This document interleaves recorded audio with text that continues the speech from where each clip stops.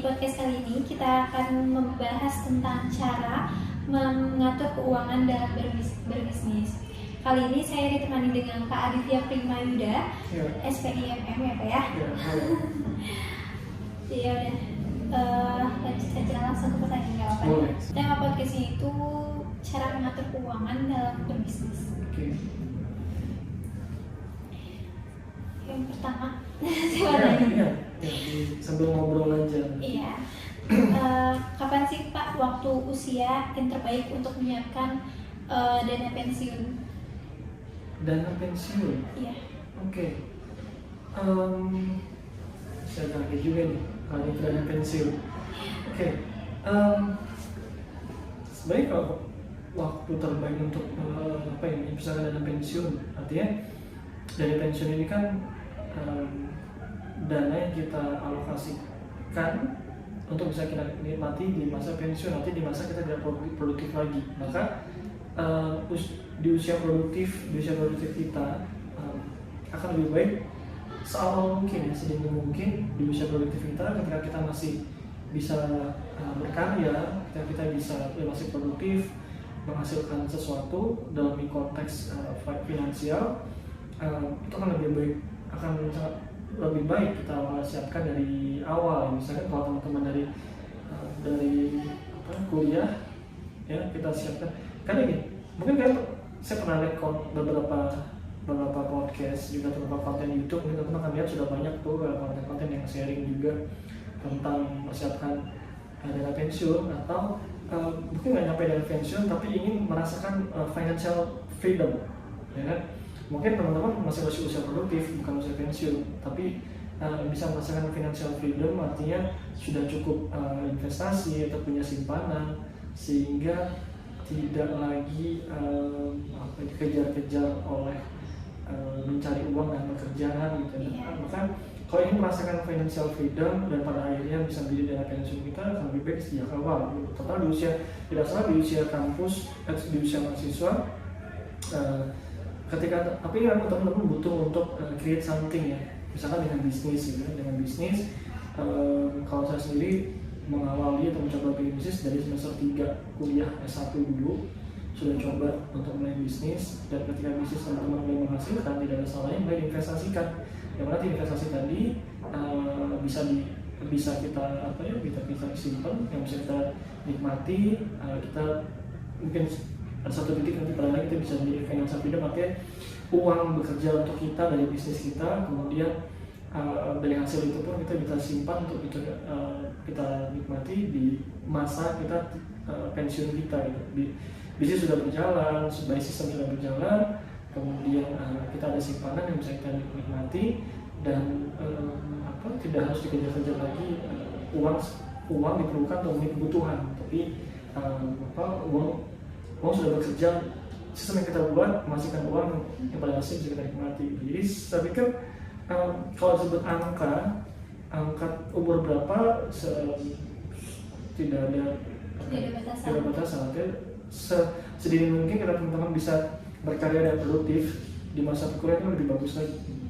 Saya pikir seperti itu. Ya, seperti Rizka di semester 5 ya.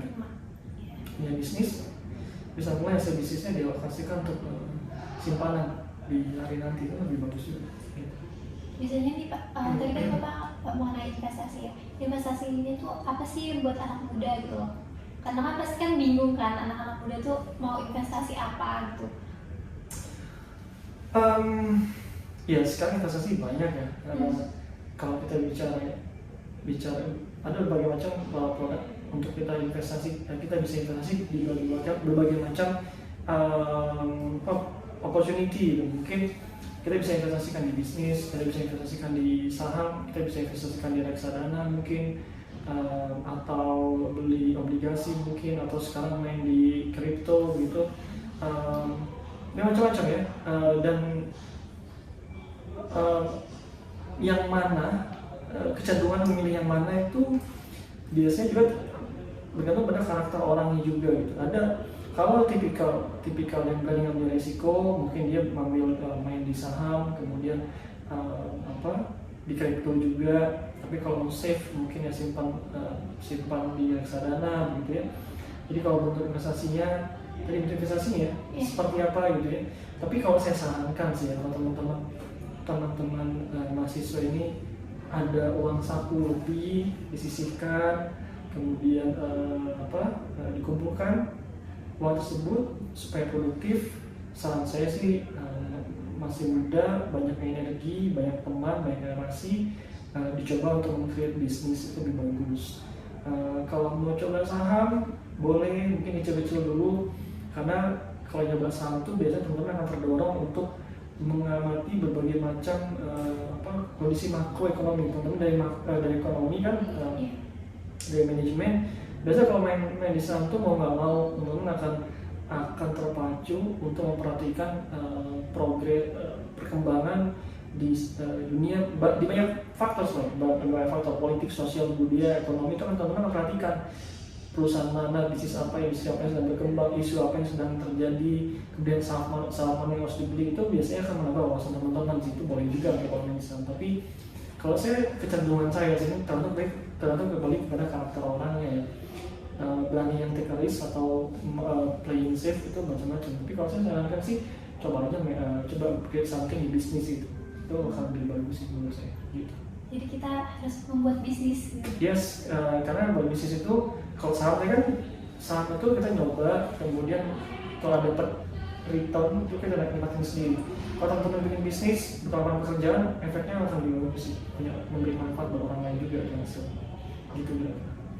Ini ngomongin bisnis nih Pak, gimana sih cara mengelola keuangan yang baik agar bisnis yang kita jalankan tuh berjalan dengan baik gitu? Cara mengelola keuangan bisnis gitu ya. Iya. Pertama, ya biasanya uang yang kalian gunakan untuk bisnis ya, tadi ya kalau saya temukan dari mahasiswa, memang uang simpanan yang kalau kalian punya simpanan, sudah menabung dari uang sakunya, kemudian let's say punya 5 juta misalkan ya, bisa kan mungkin coba 3 juta yang digunakan, 2 juta yang kalian keep untuk sebagai dana cadangan, 3 juta yang kalian gunakan untuk bikin bisnis. 3 juta besar kecil relatif. Bisnis apa yang mau dimulai, bisa melihat dari kesempatan atau peluang apa yang kalian amati cukup menjanjikan. Dari uang 3 juta ini mungkin bisa cukup, bisa tidak cukup. Kalau nggak cukup bisa kolaborasi dengan teman yang lain. Kemudian bagaimana mengelola keuangan bisnis ini? Nah, ini konsep, saya melihatnya konteksnya kalau di perencanaan keuangan bisnis ya, teman-teman harus tahu tuh nanti dari modal yang kalian punya tadi 3 juta tadi, mana yang akan kalian alokasikan untuk pembelian aset, mana yang akan kalian alokasikan untuk operasional atau operasional bisnis kalian. Itu harus kalian pilah, karena seringkali teman-teman di UMKM atau mahasiswa ini dalam proses perencanaan keuangan bisnisnya tidak bisa membedakan mana pos untuk pembelian aset, mana yang untuk operasional bisnis. Kalau tidak tahu milahnya, jadi salah HPP-nya, salah menentukan harga jual, salah memprediksi keuntungan begitu. Dan supaya keuangan bisnis ini keuangan bisnis kalian ini bagus juga, jangan sampai kecampur-campur dengan keuangan pribadi. Itu paling penting sih. Karena paling banyak problemnya di situ. Di banyak UMKM dan teman mahasiswa tidak benar-benar memilah antara keuangan bisnis dan keuangan pribadi. Itu campur ya Pak? Itu akan jadi bias nanti. Ini bisnis untung atau enggak sih? Kemarin saya baru ngasih pelatihan juga ke teman UMKM. Si bapaknya cerita dia pernah bikin bisnis warung kelontong. Dia merasa kok nggak untung saya, tapi bapaknya sendiri cerita bahwa keuangan saya tuh campur-campur, suka dipakai buat nyobain kayak gitu, yang jadi masalah. Ini nggak ketahuan untung atau enggak gitu. Apa benar nih Pak, kalau misalnya kita ingin menambah bisnis, rata-rata atau sebagian pengusaha lebih memilih meminjam uang ke bank daripada menggunakan uangnya sendiri? Oke. Untuk memperbesar kapasitas bisnis ya memang kan yang perlu teman-teman pahami, pertama perusahaan bikin suatu usaha tujuannya itu kan tidak cuma nyari untung ya. Nyari untung tuh jangka pendek tuh nyari untung. Iya. Tapi tujuan bisnis itu tidak cuma nyari untung, tapi bagaimana kedepannya memperbesar nilai perusahaannya, memperbesar nilai bisnisnya, memperbesar kapasitas dari bisnisnya. Untung satu hal, sudah beruntung itu belum cukup. Kedepannya visi yang baik kedepannya adalah bisnis ini berkembang makin besar, meningkatkan kapasitas, meningkatkan jangkauan pemasaran dan seterusnya. Untuk memperbesar nilai perusahaan, memperbesar kapasitas bisnis ini, pilihannya bisa dua cara sih. Saya pikir secara garis besar ada dua cara. Satu, kita mau bertumbuh secara organik, artinya kita bertumbuh secara organik itu dari keuntungan yang kita peroleh kita sisihkan, kumpulkan sampai terkumpul sejumlah uang, kita meningkatkan kapasitas. Itu bertumbuh secara organik, bertahap. Bisa seperti itu. Cukup aman, tapi progresnya kan lebih lama, kan makan waktu lebih lama. Kalau mau lebih cepat, kalau kita yakin dengan bisnis kita bisa mengelola, sudah berjalan, bisa kita kelola, kemudian kita yakin pasarnya masih bisa diperbesar, tapi kita butuh produksi lebih besar, meningkatkan kapasitas, kita ingin akselerasi. Kalau kita ingin akselerasi, maka pilihan kedua adalah dengan kolaborasi. Dengan lebih tepatnya bukan kolaborasi, lebih tepatnya dengan pendanaan eksternal. Tidak organik tadi, tidak bertumbuh secara internal, tapi pendanaan eksternal.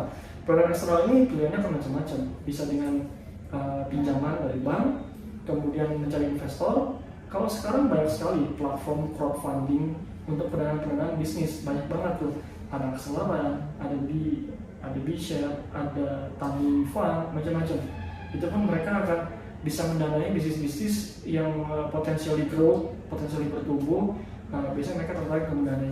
Jadi ada banyak platform dan kalau saya melihatnya pilihannya tadi dua, mau bertumbuh bertahap organik dari keuangan internal, sisihkan keuntungan, atau kalau mau peningkatan kapasitas dengan akselerasi ya, dan lebih cepat. Kalau kita yakin tahun ini misalkan waktu untuk kita akselerasi, waktu untuk perbesar bisnis, tapi keuntungan yang kita sisihkan belum cukup, bisa kerjasama dari eksternal.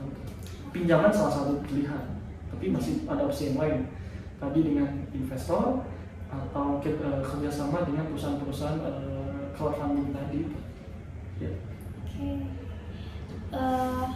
Kalau gitu apa sih Pak yang harus dipertimbangkan dalam bisnis ini? Bisnis plan kan karena tadi apa sih, kita nih mahasiswa harus membuat bisnis kan? Apa sih yang harus dipertimbangkan dalam membuat bisnis ini? Oke. Kalau pertanyaannya apa yang harus dipertimbangkan dalam membuat bisnis? Nah, saya akan menjawabnya dengan pemahaman basic tentang bisnis itu sendiri gitu. Apa yang harus dipertimbangkan untuk membuat bisnis? Yang paling kalian pertimbangkan adalah buatlah sesuatu yang orang butuhkan.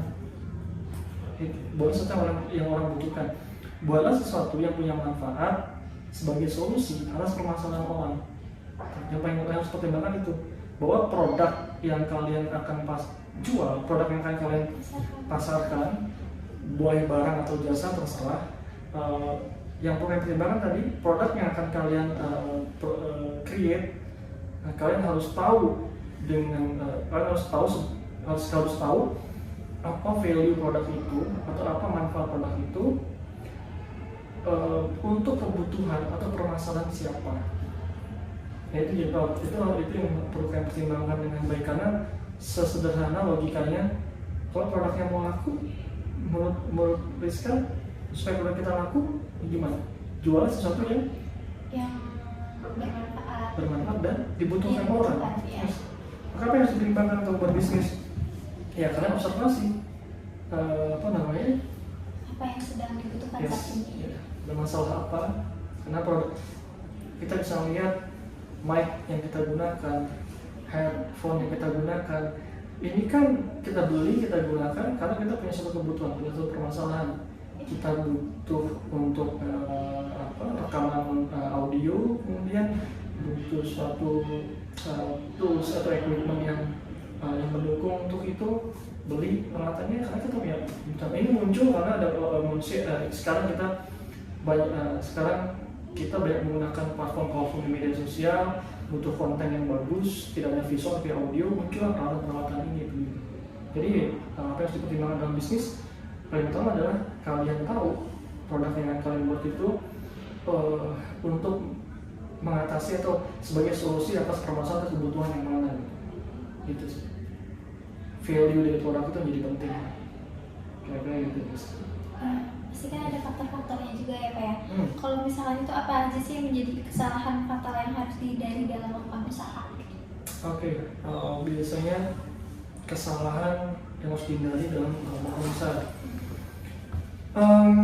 Pertama, tadi saya kembali kepada pemahaman basic dari bisnis dan marketing ya, yang penting. Pertama produk yang dibuat, bisnis yang dibuat menawarkan produk yang tidak clear value-nya apa. Value-nya apa, untuk siapa, untuk konsumen yang mana. Nah itu permasalahan itu pertama saya terjadi. Produk yang dibuat, value-nya apa, untuk konsumen yang mana. Jangan suka salah sasaran ya. Yes. Karena masih banyak tuh kalau saya di kelas ngajar buat bisnis plan atau ngajar kewirausahaan, ngajar marketing, sering sekali itu kalau bikin bisnis plan mahasiswa akan menjelaskan produk yang kami buat itu untuk semua kalangan. Nah itu sangat saya kritisi. Tidak ada produk yang bisa menjawab kebutuhan semua kalangan. Itu terlalu berhayal gitu. Karena bisa kita bayangkan konsumen itu kan banyak banget. Konsumen itu sangat luas, kebutuhan beda-beda, keinginan beda-beda, kebiasaan beda-beda, perilaku beda-beda. Kemudian kita memikirkan sesuatu yang bisa menjawab kebutuhan semua kalangan itu kayak gimana? Nah, pendapatannya juga beda-beda ya Pak? Yes, betul. Jadi masalah pertama, kendala pertama yang terjadi dalam bisnis adalah kita sendiri tidak punya gambaran yang clear produk kita value-nya apa, untuk konsumen yang mana, itu satu. Yang kedua, yang paling sering terjadi adalah kita nggak ngerti membuat perencanaan keuangan bisnisnya. Itu jadi problem. Jadi tadi membuat perencanaan keuangan bisnisnya nggak bisa memposkan modal kita, pembelian aset, kemudian pembelian mana untuk pembelian aset, mana untuk pengelolaan operasional dan produksi dari bisnis. Kemudian tadi juga mencampur-campur keuangan bisnis dan keuangan pribadi, itu jadi problem. Seringkali seperti itu. Itu yang membuat fatal ya Pak? Yes. Kalau gitu model bisnis apa nih yang buat anak muda di era pandemi yang belum berkesudahan ini? Karena kan masih terus berlanjut nih COVID kan Pak. Terus bisnis tuh kan juga kayak semakin banyak juga, jadi anak muda tuh kayak bingung gitu loh, apa ya, mau bikin bisnis apa ya gitu. Ya. Nah, pertanyaan Rizka barusan itu emang sering ada di pikiran teman-teman mahasiswa. Pertanyaan tentang enaknya bikin bisnis apa, enaknya jual apa, enaknya produk apa, itu mindset yang perlu digeser sebenarnya. Karena kalau enaknya bikin bisnis apa, kalau enaknya bikin produk apa, kita tuh bisa bikin produk apapun lah. Mungkin misalnya mau bikin makanan, minuman, baju, kerajinan atau apapun, produknya bisa. Pertanyaan laku atau enggak dijual. Maka pertanyaan tadi harusnya agak digeser. Enaknya bikin bisnis apa, tapi orang lagi butuh apa gitu. Dan di masa seperti sekarang, mungkin pandemi belum kelar, maka apapun bisnis yang mau kalian lakukan, amati dulu kebutuhannya. Jadi bukan enaknya bikin bisnis apa, tapi permasalahan apa atau kebutuhan apa yang terjadi dan perlu kita solusikan. Itu pertama. Yang kedua, apapun bisnisnya, sangat penting buat teman-teman di sini menguasai konsep-konsep e-bisnis dan digital marketing. Itu penting banget sih. Jadi kalau kalian mau berkembang, bisa bersaing, kompetitif di dalam suatu industri, sekarang sih nggak bisa enggak penguasaan tentang dunia digital. Kemudian konsep-konsep, teman-teman harusnya sudah belajar e-bisnis ya, konsep soal e-bisnis dan digital marketing itu harus dikuasai, atau bisnisnya gitu. Kalau tadi pertanyaan modal bisnis seperti apa, ya sekarang sih masih cukup populer ya bisnis-bisnis di food beverage, kemudian fashion juga. Tapi untuk menjangkau konsumen yang luas dan bisa unggul di dalam kompetisi di suatu industri atau suatu market, maka pemahaman tentang e-bisnis dan digital marketing menjadi penting buat teman-teman yang sedang berbisnis sekarang. Harus sih, menurut saya harus. Digital marketing itu harus. Ya karena kan era pandemi juga ya Pak ya, jadi semuanya serba online, jadi harus digital. Ya betul, tapi satu yang boleh saya tambahkan, digital itu hanya tools, hanya alat. Digital marketing, jadi ada dua kata, digital dan marketing. Digit, angka, algoritma, kemudian ada toolsnya, ada alatnya, ada wadahnya. itu memang sangat membantu di dalam bisnis kita. Tapi yang lebih penting lagi adalah memahami konsep marketing secara fundamental, itu penting. Ibaratnya percuma dikasih wadah sebagus apapun, tapi kalau kita nggak ngerti cara gunainnya, ya percuma. Jadi ya, jadi useless gitu. Sama kayak paling gampang teman-teman dikasih smartphone, tapi ngertinya cuma SMS dan telepon, ya percuma smartphone juga. Nggak digunain buat apa-apa ya. Iya, nggak maksimal. Ngomong-ngomong buat modal, gimana sih cara menekan pengeluaran untuk memulai usaha kecil dari dan menengah? Menekan pengeluaran ya. Menekan pengeluaran. Atau efisiensi di bisnis ya. Gini, mengapa seringkali UMKM itu harga lebih mahal gitu kan, nggak kompetitif harganya gitu kan, karena dia belum masuk ke dalam skala ekonomis dari bisnis, karena produksi masih sedikit, masih merambah market dulu gitu. Misalkan UMKM bikin keripik kentang, satu bungkus harganya bisa 20.000 gitu, tapi merek-merek keripik kentang yang kita kenal ya, mungkin saya nggak sebutkan namanya, banyak keripik kentang rasanya barbecue, rasanya apa tahu segala macam, harganya bisa cuma 10.000. Dia produksinya bisa masif banget, dan akhirnya dia masuk dalam skala efisien, skala ekonomis dari bisnisnya gitu. Nah, gimana supaya efisien? Memang ini butuh tahapan ya. Kalau saran dari pengalaman yang saya alami, makanya perkuat networking kalian, terutama masalah di mitra, baik mitra supplier, baik mitra produksi gitu, itu kita perkuat di situ, karena kita punya pilihan mitra-mitra ini yang bisa menawarkan harga bagus ke kita gitu. Kemudian nanti bertahap dengan kenaikan dari skala bisnis kalian, semakin bertambah volume produksi kalian, jadinya bergening untuk mengefisienkan biaya-biaya yang kalian keluarkan, mungkin biaya untuk pembelian bahan baku, mungkin untuk biaya distribusinya juga gitu kan, lebih efisien. Pada akhirnya ketika skalanya bertambah akan meningkat gitu. Nah, itu bisa efisiensi dari situ. Maka untuk bisa mencapai skala efisien itu, saya pikir langkah-langkah pertama itu perkuat networking kalian, baik networking mitra bisnis, bagi mitra produksi mungkin, mitra pemasaran, atau mitra supplier dari bahan-bahan yang diperlukan. Itu ya, kira seperti itu. Ya, relasi ya Pak, relasi networking harus punya. Ya. Dan itu relasi itu nggak tiba-tiba ujuk-ujuk kalian punya ya, tapi muncul proses. Dan kalau saya sering ketika saya main di bidang perikanan, sehingga ada kenalan-kenalan baru yang tertarik terjun di industri perikanan juga.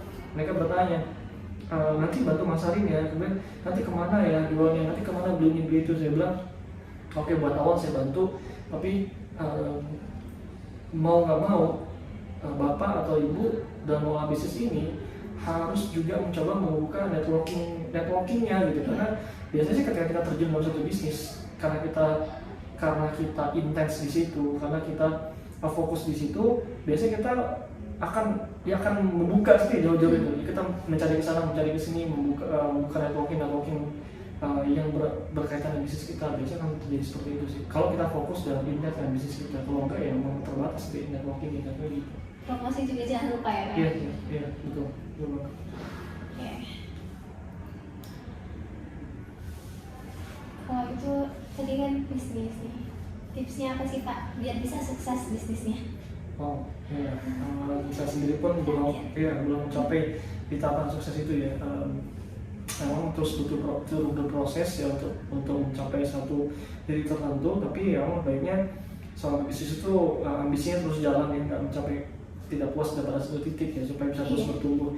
Tapi mungkin saya pikir mungkin saya menyarankan begini, untuk melakukan suatu bisnis dan bisa mencapai suatu titik tertentu.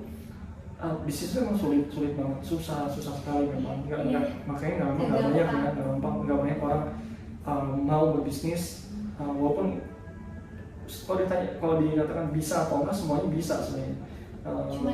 Cuma masalah kemauan atau keinginan satu itu, dan supaya bisnis kita bisa berjalan sukses mencapai titik tertentu, mungkin kalau berdasarkan pengalaman sendiri dan saya melihat beberapa pebisnis yang sukses pada akhirnya dua hal sih, satu konsisten, kedua persisten. Ya, itu konsisten dan persisten. Konsisten itu ya konsisten untuk menjaga bisnis kalian, persisten tuh apa ya, bahasa lain itu kalian keras kemauan ya untuk mencapai tujuan kalian capai itu. Jadi mau lagi susah, mau lagi berat kondisinya seperti COVID kemarin, mungkin belum mencapai target tertentu, tapi kalian harus dikejar. konsisten dan persisten itu menjadi hal penting sih. Karena setiap bisnis itu punya mental yang kuat, dan mental kalian itu banyak ujian ya. Nah setelah membuat komitmen, konsistensi dan persisten kalian itu akan lihat di situ. Itu kalau tips suksesnya gimana? Saya pikir apapun mau kalian menjadi seorang profesional di suatu bidang, mau kalian mengerjakan passion kalian, mau kalian mengerjakan suatu bisnis, konsistensi dan persisten itu menjadi kuncinya sih. Apapun tips-tipsnya kalian harus begini, harus begitu, tapi saya pikir kalau nggak punya dua tekad itu sulit sih untuk sukses gitu kira-kira. Karena bakal berhenti di tengah jalan nanti ya. Tengah jalan pindah ke yang lain, tengah jalan pindah ke yang lain. Gak bakal bisa sukses. Gitu kira-kira. Oke, aduh, kayaknya udah habis nih Pak pertanyaannya. Udah habis. Udah ini juga. Oke, terima kasih Bapak atas tips-tipsnya juga. Atas apa ya, cara mengatur keuangan.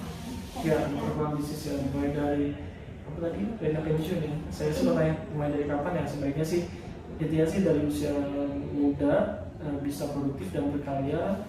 Hasil dari karya kalian bisa kalian sisihkan untuk mungkin investasi kembali atau disimpan sebagai tabungan. Tapi kalau tabungan aja kan nggak produktif, makanya diinvestasikan yang produktif. Kemudian soal bisnis tadi, yang memang membuat bisnis pemahaman soal keuangan jadi penting sih. Sama konsistennya itu. Oke. Thank you, Rizka. Ya, sama-sama. Terima kasih sudah menghadiri podcast ini. Ya, semoga bermanfaat. Semoga bermanfaat untuk kalian semua nih.